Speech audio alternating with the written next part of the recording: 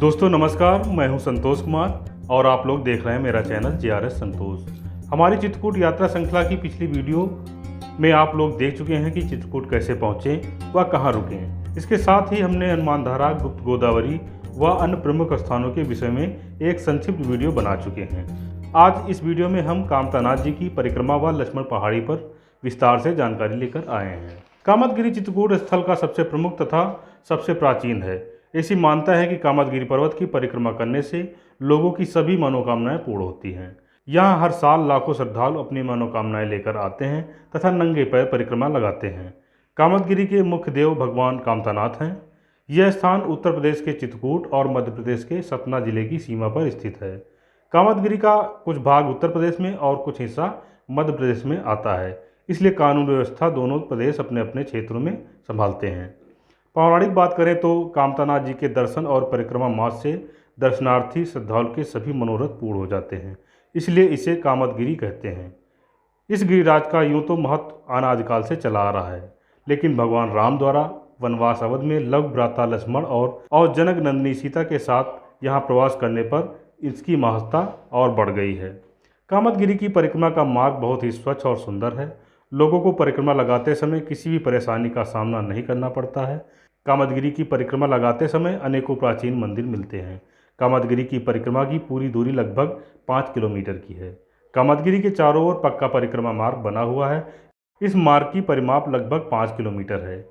परिक्रमा मार्ग के चारों ओर अनेक देवालय बने हुए हैं, जिनमें राम मोहल्ला, मुखारबिंदु, साची गोपाल, भरत मिलाप, चरण पादुका एवं पीली कोठी आदि अत्यंत महत्वपूर्ण मंदिर हैं। कामतगिरी की परिक्रमा मार्ग में भरत मिलाप मंदिर तथा लक्ष्मण पहाड़ी भी है। लक्ष्मण पहाड़ी में लोग सीढ़ियों तथा रोपवे से भी जाते हैं। लक्ष्मण पहाड़ी से कामतगिरी पर्वत का बहुत ही मनोरम दृश्य दिखता है। तो चलिए शुरू करते हैं परिक्रमा श्री कामतानाथ जी की, और आप लोग भी हमारे साथ परिक्रमा का आनंद उठाएं।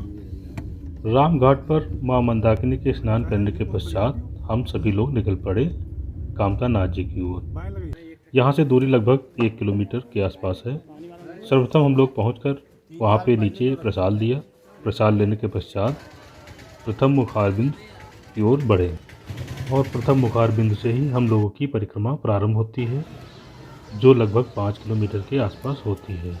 यह प्रथम मुखारबिंद के आपको दर्शन हो रहे हैं।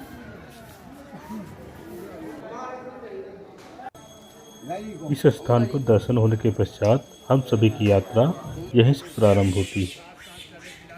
यात्रा में हमें अनेक बंदर मिलेंगे, जिनसे बहुत सावधान रहना है तथा अपनी कीमती वस्तुओं को छिपाकर रखना है। अब हमारे अगले दर्शन श्री राम जानकी महल मंदिर के होंगे। यहाँ पर बताया गया है कि गोस्वामी तुलसीदास जी द्वारा लिखित मानस के कुछ अंश आज भी विद्यमान है, जिनके विषय में पुजारी जी ने बताया है। तुलसी मंदिर में अभी जो बाकी आपको कहीं 3 जगह, और एक कहाँ यहाँ के अलावा? एक राजापुर में एक कांड, 4 कांड यहाँ। वहाँ तो अयोध्या कांड है। तुलसीदास जी का स्थान है राजापुर जी। उनके गुरु जी का स्थान है नरहरिदास जी का। नरहरिदास जी पालक पिता भी थे, नरहरिदास जी गुरु भी थे, और बनारस में ही रचना हुई, बनारस में ही उनका शरीर छूट गया। 2 कांड वहाँ, 7 कांड होते हैं। 7 मंदिर में ये कह रहे सभी कांड खंडित है ना? हाँ, सभी कांड संपूर्ण नहीं है। जी जी। जैसे वो आपके सामने 11 कांड रखा हुआ है, ये संपूर्ण नहीं है। जो पत्ते बचे वही दिखाया जा रहा है।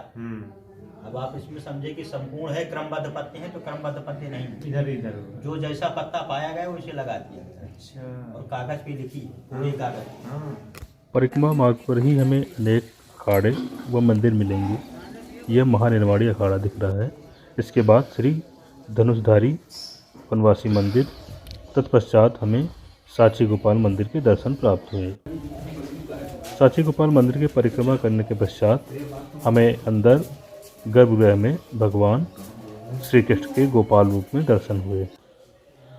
परिक्रमा मार्ग में हमें भगवान राम की भक्ति में तल्लीन डूबे हुए साधु संतों के दर्शन प्राप्त होंगे।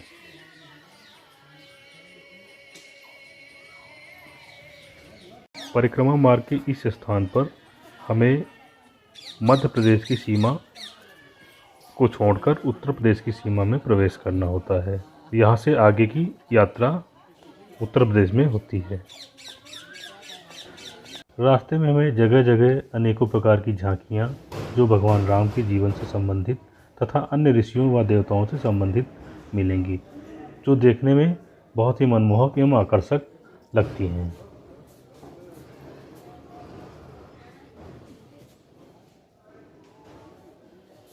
पूरे परिक्रमा मार्ग में हमें अनेक प्रकार की दुकानें मिलेंगी, जिनमें हम दैनिक कार्यों से लेकर पूजा पाठ से संबंधित सभी प्रकार की वस्तुएं खरीद सकते हैं। परिक्रमा मार्ग में ही हमें कामधेनु मंदिर के दर्शन प्राप्त होते हैं।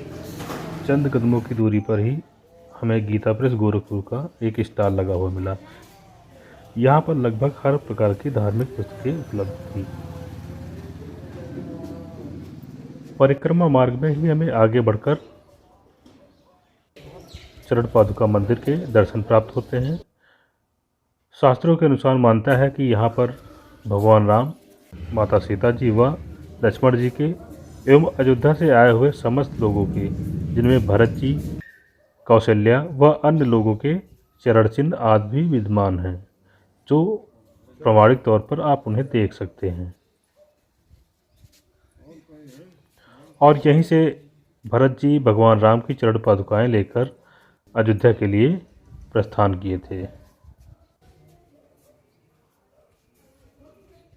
इस मंदिर में दर्शन करने के पश्चात आप लक्ष्मण पहाड़ी पर भी जा सकते हैं। लक्ष्मण पहाड़ी पर जाने के लिए दो रास्ते हैं, एक सीढ़ी से, दूसरा रोपवे से। वैसे तो हम सीढ़ी के माध्यम से कई बार जा चुके हैं, इस बार हमने रोपवे से जाने का मन बनाया है। रोपवे जाने के लिए 40 रुपये का टिकट लेना होता है, जो अप डाउन दोनों के लिए होता है। और यदि आप लक्ष्मण पहाड़ी पर सीढ़ियों के माध्यम से जाते हैं तो लगभग 400 सीढ़ियों को आपको चढ़ना होगा। और रोपवे के माध्यम से हमें 264 मीटर की ऊंचाई तय करनी होती है, जो लगभग 4 से 5 मिनट के अंतर्गत कवर हो जाती है। रोपवे बनने से सबसे अधिक सुगमता वृद्धजनों एवं विकलांगजनों को हो गई है। अब वह भी आसानी से लक्ष्मण पहाड़ी पर जाके दर्शन प्राप्त कर सकते हैं। और रोपवे की सबसे अच्छी बात हमें यह लगी कि यहाँ के पूरे संचालन की जिम्मेदारी महिला कर्मियों के हाथ में है और सभी वर्कर महिलाएं हैं। और बगल में ही पेयजल की शुद्ध व्यवस्था की गई है।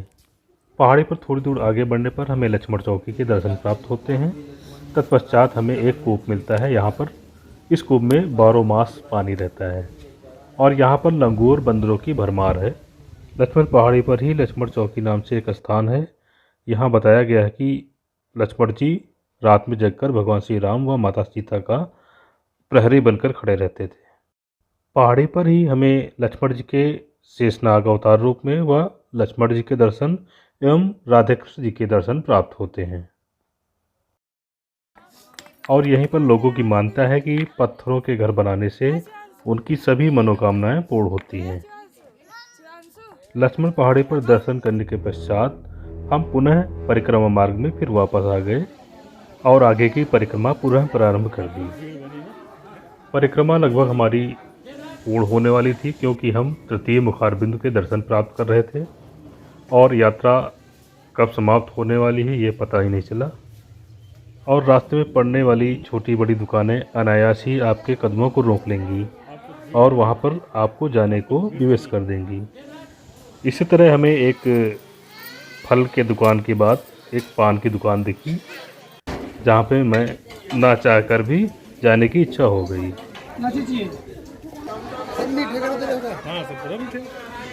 मीठे लगाएंगे, तंबाकू किसी में लगाएंगे।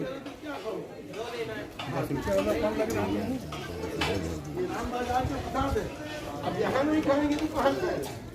भगवान के धाम में आए हो, यहाँ नहीं खाओगे तो क्या खाओगे? चेरी है क्या ये वाला?